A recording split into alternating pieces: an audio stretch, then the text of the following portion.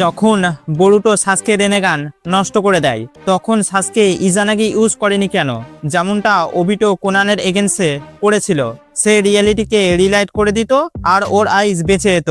এবার এখানে কিছু লোক বলবে ইউজ করলে সাসকে নিজের মাঙ্গিকিউ হারিয়ে ফেলতো, বা তার কাছে রেনেগান ইউজ করার জন্য অত বেশি চাকরা ছিল না, এক্সেট্রা এক্সেট্রা। এবার দেখো সবকিছুতে এত গভীরে যাওয়ার দরকার নেই।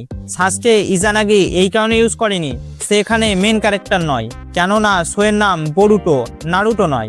মেন লাইমলাইটে বরুটোই থাকবে। এই ভেবেই লোক বলে মোমোসেকি বরুটো কেন নিজের ভেসেল চুজ করে।